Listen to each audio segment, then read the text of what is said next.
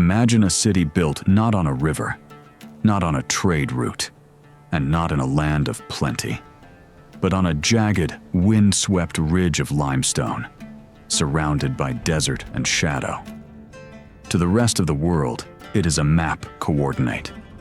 To the three great religions of the book, it is the center of the universe.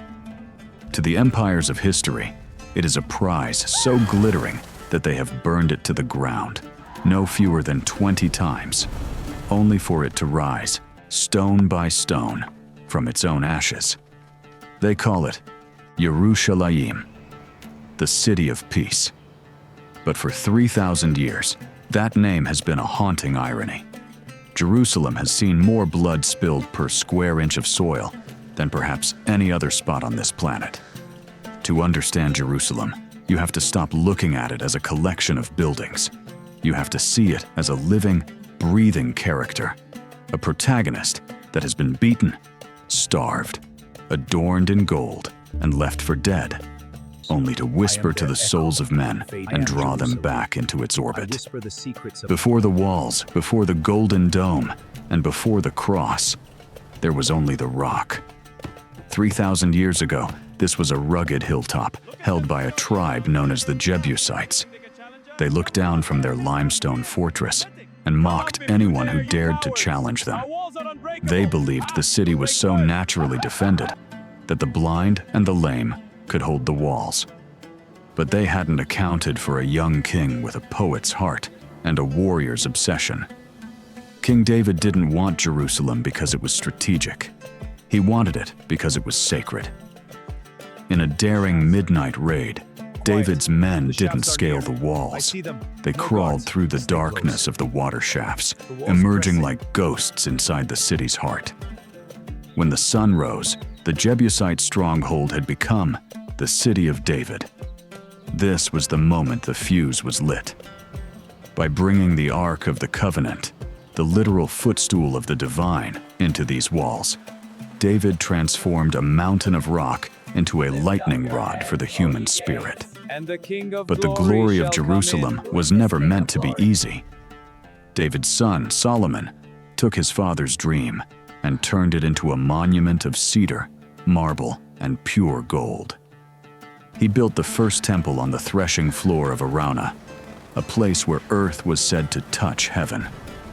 For a brief, shining moment, Jerusalem was the jewel of the ancient world. The air smelled of incense and roasted offerings. The streets echoed with the songs of Levites. It was a golden age of wisdom and wealth that felt like it would last forever. But in the shadow of the temple, the cracks were already forming.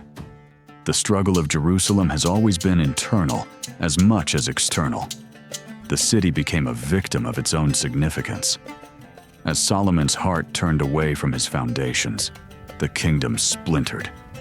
The city of peace became a house divided. To the north and south, great empires, monsters of iron and chariots, began to stir. They looked toward the Judean hills and saw not a holy site, but a rebel capital that refused to bow.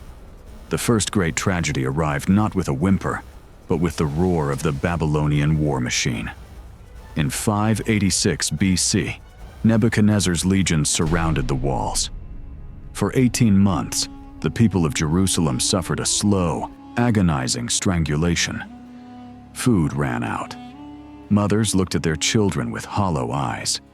The songs in the temple turned to wails of lamentation. When the walls finally breached, the slaughter was total. The Babylonians didn't just want to conquer the city, they wanted to erase its soul. They systematically dismantled the temple, stone by stone. They set the cedar beams ablaze and watched as the gold melted into the cracks of the rock. The elites, the poets, and the priests were marched away in chains, looking back over their shoulders at a horizon choked with black smoke. Jerusalem was dead. It was a charred skeleton of a city, haunted by ghosts and prowled by jackals. For 70 years, it sat in silence, a memory of a lost paradise. But Jerusalem has a strange, terrifying power over the human heart. even in exile, by the rivers of Babylon, the people wept when they remembered Zion. They couldn't let it go. Against all logic, a remnant returned. They found a wasteland, but they began to dig. They cleared the rubble with one hand and held a sword in the other. They rebuilt the walls, and they rebuilt the temple. Smaller, humbler, but alive. Yet this rebirth only set the stage for a new kind of struggle. The city was no longer just a Jewish capital. It had become a focal point of the global struggle between East and West. When the Greeks arrived under Alexander the Great, they didn't just bring soldiers. They brought a culture that threatened to swallow Jerusalem's identity whole. Gymnasiums were built inside of the temple. The sacred rituals were mocked. The tension grew until it snapped in a frenzy of rebellion. The Maccabees fought a guerrilla war in the hills, reclaiming the temple and rededicating it in a flash of fire and blood. But as the smoke of the Maccabean revolt cleared, a new shadow began to stretch across the Mediterranean. A shadow made of disciplined steel and red plumes. Rome was coming. Rome did not just walk into Jerusalem, it absorbed it. In 63 BC, the Roman general Pompey the Great pushed through the city walls and, in an act of breathtaking arrogance, marched straight into the Holy of Holies, the inner sanctum of the temple where only the high priest could tread. He expected to find a golden statue of a god. Instead, he found an empty room. To the Romans, it was a curiosity. To the Jews, it was a desecration that would never be forgotten. But out of this collision of iron and faith rose a figure who would change the face of the city forever: Herod. History calls him Herod the Great, but his greatness was built on a foundation of paranoia and blood. He was a man of two worlds, a Jewish king by title, but a Roman puppet by necessity. He knew the people hated him, and he knew the Romans mistrusted him. His solution was to build. He would build so grandly, so impossibly, that the world would have no choice but to remember his name. Under Herod, Jerusalem underwent a metamorphosis. He wasn't just a king, he was the greatest architect of the ancient world. He transformed the modest Second Temple into a marble and gold behemoth that became one of the wonders of the earth. Imagine standing in the Kidron Valley, looking up. You wouldn't see a building. You would see a mountain of snow-white stone, topped with plates of solid gold. When the morning sun hit the temple, it was so blinding that pilgrims had to avert their eyes. The Temple Mount was expanded into a massive stone plateau, the largest man-made platform in the world at the time, supported by blocks of stone so heavy that even modern engineers marvel at how they were moved. This was Jerusalem's breakthrough. This was its key success moment.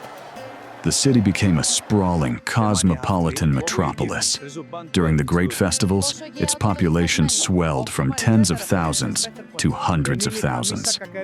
The streets were a cacophony of languages: Aramaic, Greek, Latin, Hebrew.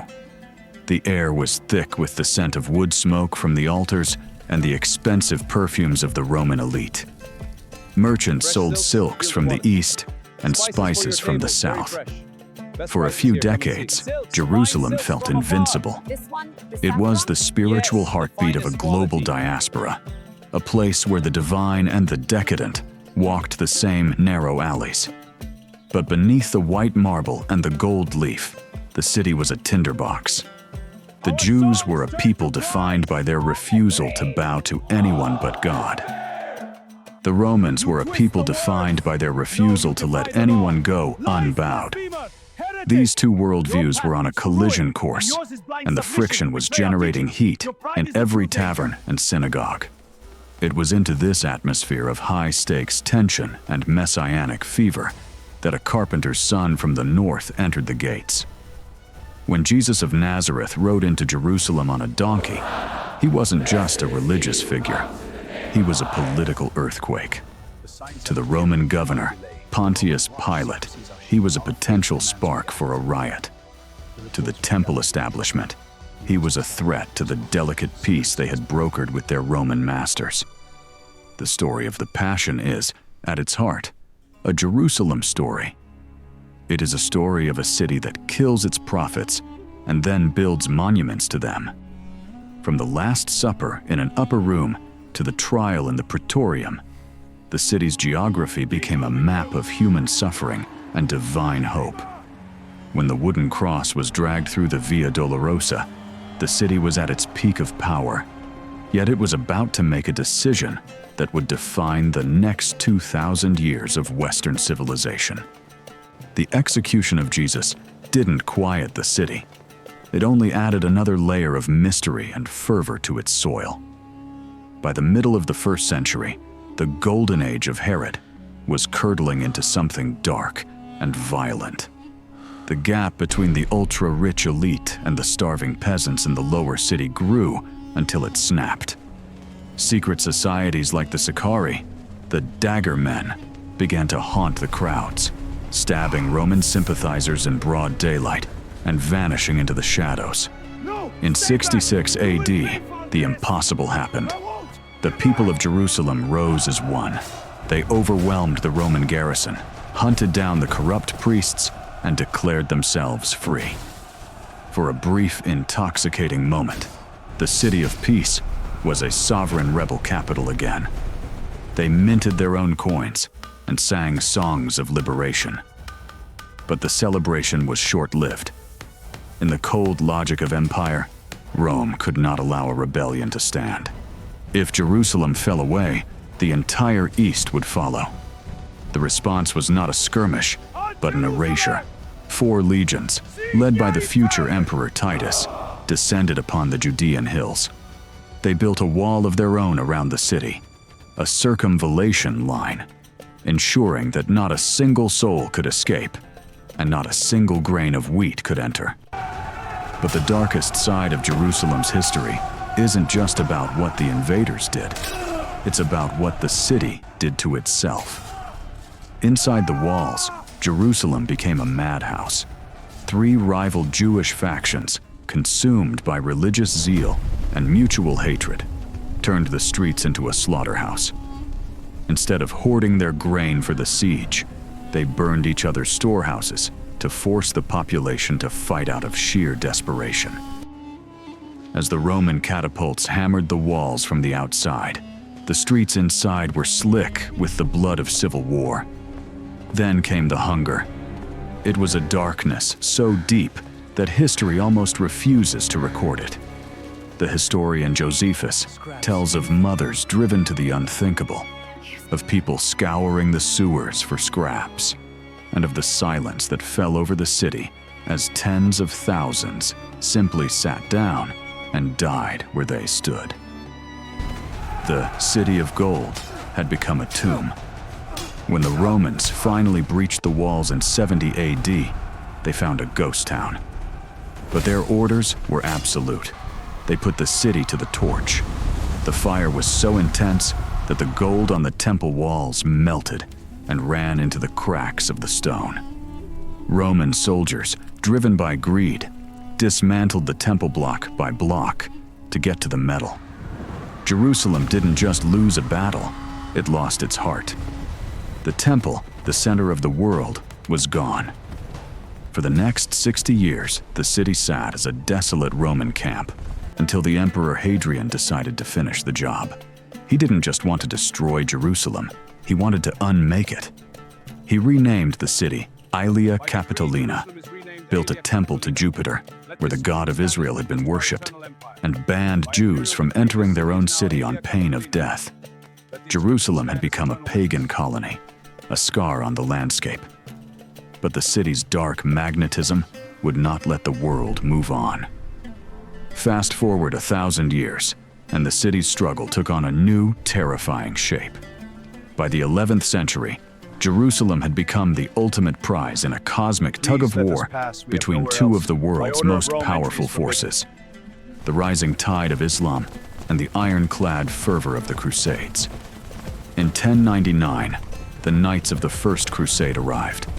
They had marched thousands of miles, fueled by a toxic mix of genuine piety and raw, bloody ambition. They looked at Jerusalem not as a city of people, but as a relic to be liberated. The siege was a nightmare of fire and wood. When the Crusaders finally scaled the walls, the City of Peace witnessed a massacre that still haunts the collective memory of the Middle East. The knights, men who bore the cross on their chests, waded through the streets until their horses were knee-deep in blood. They spared no one. They hunted down Muslims in the Al-Aqsa Mosque and burned Jews alive in their synagogues. This is the failure of the human spirit that Jerusalem seems to provoke. The more holy the city became, the more blood people were willing to shed to own it. It became a place where the divine was used to justify the demonic. For 80 years, the Crusaders held the city, turning the Dome of the Rock into a church. But their kingdom was a fragile dream. From the deserts of the east, a new leader was rising, Salah ad-Din, known as Saladin. Saladin was the mirror image of the Crusaders, a man of immense faith, but also of immense mercy. In 1187, he trapped the Crusader army at the Horns of Hattin and marched on Jerusalem. The world braced for another massacre. But Saladin did the unthinkable. He offered a ransom. He allowed the Christians to leave with their lives. He showed the world that even in this blood-soaked corner of the earth, there was a path other than slaughter. Yet, even Saladin's mercy couldn't break the cycle. For the next several centuries, Jerusalem became a pawn for Mamluks, Mongols, and Ottomans. It fell into a long, slow decay. By the 1800s, the Queen of Cities was a dusty backwater. Its walls were crumbling, its streets were narrow and filthy, and its population lived in a state of simmering tension. The world had almost forgotten Jerusalem, but the city was merely waiting for the 20th century and a new kind of fire. In December 1917, the British General Edmund Allenby approached the Jaffa Gate. He dismounted and walked into the city on foot, refusing to ride where he believed his savior had walked. In that single gesture, the era of medieval empires ended, and the era of modern geopolitics began. The British mandate promised a national home for the Jewish people, while the Arab population watched with growing dread. The City of Peace became a political tinderbox. For 30 years, barbed wire began to crisscross the stone alleys. The sound of prayer was drowned out by the sound of sirens. Then came 1948. When the British pulled out, the city erupted. The old city became a battlefield once again. By the time the armistice was signed, Jerusalem had been brutally torn in half. A concrete wall and a no-man's land of mines and snipers divided the city. For 19 years, the Western Wall was silent, forbidden to the people who had wept for it for 2 millennia. But Jerusalem is never finished. On a sweltering morning in June 1967, during the Six-Day War, Israeli paratroopers breached the Lion's Gate. They fought house to house through the same streets where Crusaders and Babylonians had once marched. When they reached the Western Wall, hardened soldiers covered in the dust of battle leaned their heads against the stones and sobbed. For the first time in 2,000 years, the city was unified. But in Jerusalem, unity is a complicated, fragile thing. Today, Jerusalem is a city of contradictions. It is a high-tech hub where fiber-optic cables run beneath Roman paving stones. It is a place where a teenager in jeans walks past a monk in robes that haven't changed since the 4th century. It is a city where 3 different religions claim the same few acres of soil, each with a passion so deep it borders on the celestial. To walk the streets of Jerusalem today is to walk through the layers of the human soul. Every time a construction crew digs a foundation, they find a mosaic from a Byzantine church, a coin from a Jewish revolt, or a pipe from an Ottoman bathhouse. The city is a vertical cemetery of civilizations. Why do we care so much? Why has more blood been shed for these dry, rocky hills than for the fertile valleys of the world? Because Jerusalem is not just a city, it is a mirror. It reflects our highest aspirations, our search for the divine, our hunger for peace, our need for a home. And it reflects our darkest impulses, our tribalism, our greed, and our terrifying certainty that God is on our side. Jerusalem is the place where the vertical meets the horizontal, where the divine meets the human struggle. It has been destroyed, and it has been rebuilt. It has been cursed, and it has been blessed. It is a city that belongs to everyone and to no one. It is a place where the air is heavy with prayers, and where every stone has a story to tell. As the sun sets over the Judean hills, casting a golden shadow across the dome of the rock, the Church of the Holy Sepulchre, and the Western Wall, you realize that Jerusalem doesn't exist in time. It exists in eternity. It is the only city on earth that lives in the past, the present, and the prophetic future all at once. It has seen the end of the world a dozen times, and yet it is still here, stubborn, beautiful, and defiant. The story of Jerusalem is the story of us. It is the story of a humanity that is constantly falling, constantly fighting, but forever looking toward the light on a hill. As an old proverb whispered in the narrow alleys reminds us, 10 measures of beauty were given to the world, 9 were taken by Jerusalem, and 1 by the rest of the world. And 10 measures of sorrow were given to the world, 9 were taken by Jerusalem, and 1 by the rest of the world.